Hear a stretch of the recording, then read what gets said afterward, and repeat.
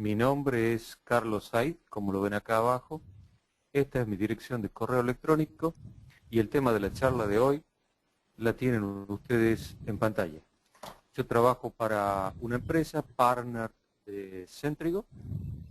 El nombre de la empresa es Druidix y como tenemos apenas una hora y varias cosas para discutir, voy a empezar. Por favor, tengan presente lo siguiente. En una hora nos pueden cubrir todos los aspectos relacionados a lo que es seguridad en base de datos. Lo que deseamos es dejar sentada la base para posteriores conversaciones y todas las preguntas que ustedes quieran hacer. Empecemos. La mejor manera tal vez de empezar es tratando de discutir sobre el problema. Este gráfico que ven ustedes, algo así como un tablero de control, un dashboard, me pareció interesante, suelo verlo en algunas presentaciones, y observen ustedes los dos ejes de este gráfico. En uno de ellos tenemos tecnologías que en general son conocidas para la protección de los activos digitales, antivirus por firma, anti-spyware, protectores Carlos, contra... Sí, disculpa, pero si pasaste el slide no se vio. Quedamos en el primero. no, ¿no se ve? No, se ve el primero.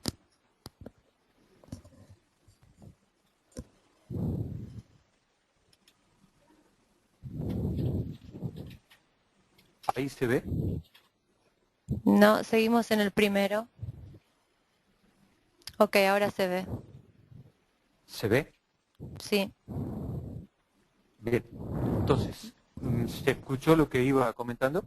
Sí, se escucha Repito, bien. bien, repito rápidamente. Entonces, acá tenemos un dashboard, un tablero de control frecuentemente usado para discutir temas de seguridad informática. Observen ustedes que en general suele hablarse de las tecnologías que están en el eje que estoy recorriendo acá con el cursor. Suele hablarse de antivirus por firma, anti-spyware, protectores de contenido, algunas técnicas más avanzadas, las cuales hacen análisis de comportamiento. Y observen ustedes en el eje superior que lo que tenemos son en general las tecnologías o los ataques sobre los cuales pretendemos protegernos con estas tecnologías. Hablamos de virus, de worm, de troyanos, de spam, de spyware, bots, etcétera. Así tienen ustedes todos allí presentes. Lo que ustedes ven en distintos colores es en general el grado de eficacia entre la tecnología y un verde significaría que esta tecnología es fuertemente adecuada para proteger contra este ataque.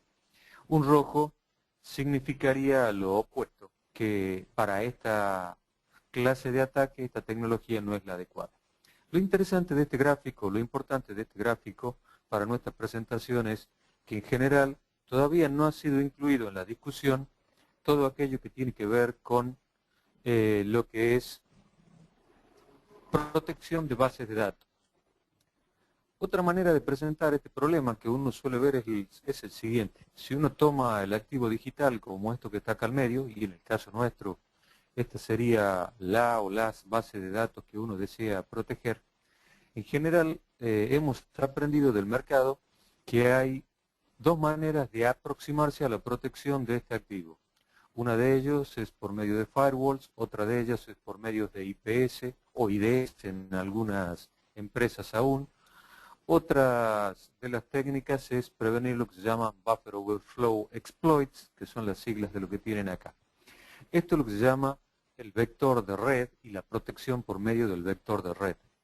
Si uno toma otra forma de aproximarse a la protección de las bases de datos, suelen aplicarse combinaciones de tecnología como antivirus, antivirus por comportamiento y técnicas de protección virtual. Esto es lo que suele llamarse el vector de aplicaciones. Pero de nuevo, cuando uno observa este gráfico, sigue mirando, igual que en el gráfico anterior, que no hay en realidad ninguna tecnología explícita adecuada para lo que es protección de bases de datos. Cuando uno se encuentra frente a esta cantidad de tecnologías, hay una serie de preguntas que tal vez uno podría o debería hacerse. Lo primero es la eficiencia al detener ataques conocidos, lo cual debería tener un grado de eficiencia alto, de certeza alto. Lo importante junto con esto es la capacidad de detectar ataques desconocidos, es decir, qué posibilidad tiene la herramienta que seleccionemos o la técnica de protección que seleccionemos, de modo de que en base al comportamiento del potencial ataque pueda asumir o presumir que eso se trata de un ataque y que hay que tomar medidas preventivas. Otra de las cuestiones que uno debe preguntarse es cuál es el número de falsos positivos, cuál es el número de falsos negativos y cuál es el daño colateral, entiéndase por daño colateral, el tomar un falso positivo o tomar un falso negativo y asumir que el mismo es un ataque o descartarlo como ataque y las consecuencias de ese error.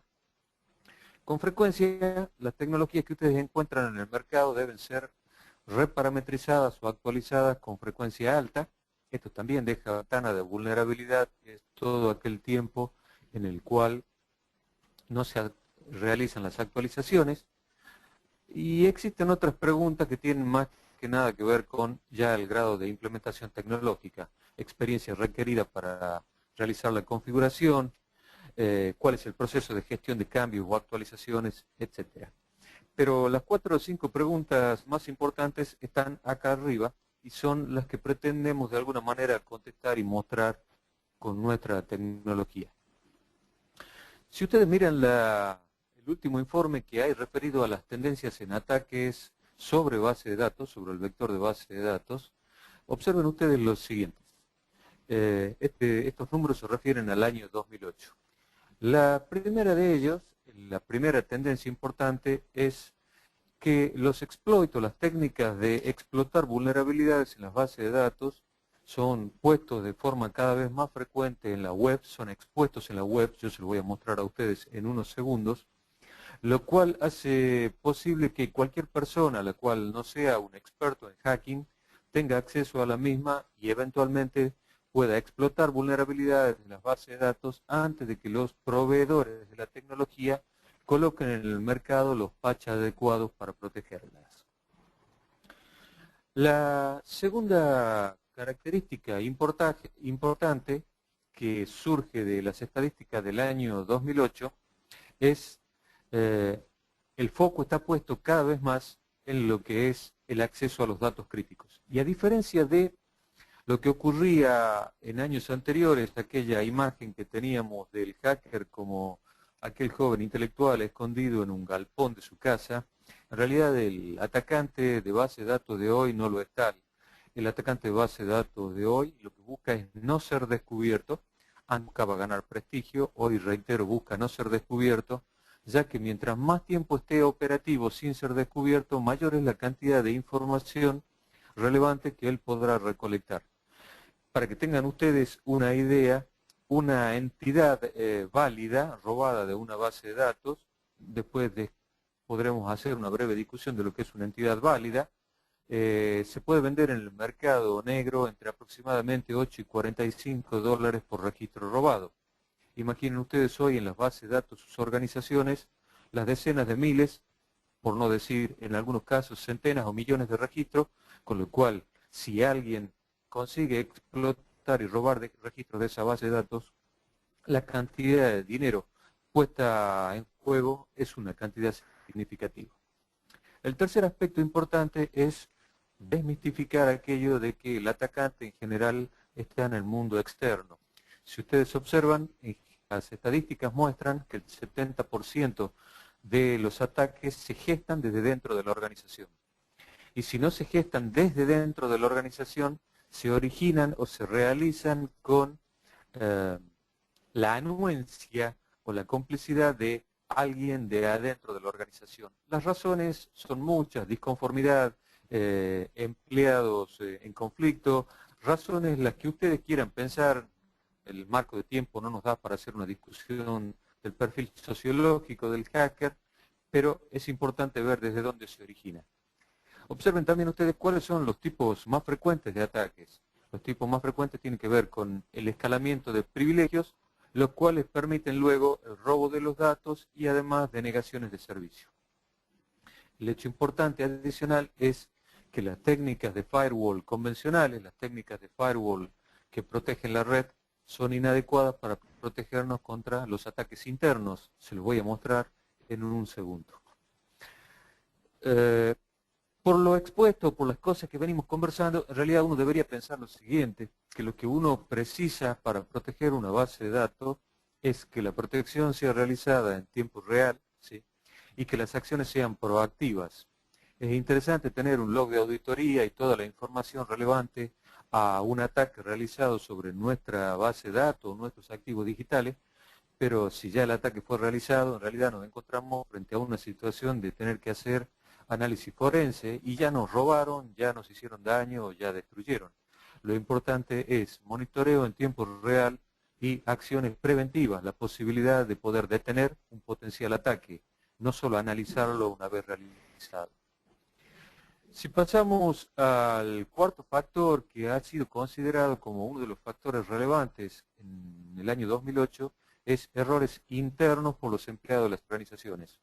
Esto es, no son acciones deliberadas, las cuales tienen como objetivo provocar daño, sino que son errores. Errores en la asignación de roles, errores en la asignación de privilegios, errores en la asignación de permisos y algo que cada vez más crece, la pérdida de este activo tan en boga que es la laptop o la notebook o el dispositivo el cual uno suele moverse por distintos lugares y a partir del cual o hay allí bases de datos o hay accesos a bases de datos. Ya les he comentado la necesidad de proteger en tiempo real y esta necesidad de proteger en tiempo real y de prevenir ataques, no solamente tener herramientas para hacer análisis ex post o análisis forense, obliga también a pensar o a tener presente que cada vez más son los marcos regulatorios que se aplican a las bases de datos. La mayoría de ustedes debe haber oído hablar de SOX, de SI, algunos tal vez del país donde están escuchando han oído hablar de HIPAA, algunos han oído hablar de SAS, y es más, muchas de vuestras organizaciones es muy probable que lo que tengan es necesidad de cumplir no con un marco regulatorio, sino con multiplicidad de marcos regulatorios. Un quinto factor relevante es el concepto de rootkits. Los rootkits fueron una tecnología de exploit en los sistemas operativos que se basaban en un concepto, en una frase famosa que decía mejor que esconderse es no existir. Mejor que esconderse es no existir. Esta es la tecnología con la cual, o es la base, el principio, digamos, filosófico con el cual se escriben rootkits. Los rootkits, como les decía, fueron una propiedad de los sistemas operativos. Digamos, fueron un ataque propietario de los sistemas operativos. A partir del año 2005 miran hacia las bases de datos y tal es así que empiezan a aparecer rootkits para exploits de base de datos y aparecen rootkits de primera generación, de segunda generación y hoy se habla de rootkit de exploit o de explotación de base de datos de tercera generación. Estos datos que les acabo de comentar pueden encontrarlos en el informe del Team Shater que se dedica justamente a el análisis de las tendencias de exploit en base de datos. Bien, lo que hemos visto son las razones. Ahora, ¿por qué pasa todo esto? Todo esto pasa primero porque los datos que están en las bases de datos tienen valor. Para que ustedes tengan números, una cuenta, los detalles de una cuenta de un banco se venden en un precio que oscila entre un 5 y un 10% del valor de la cuenta, del valor del activo de la cuenta en un determinado momento de tiempo.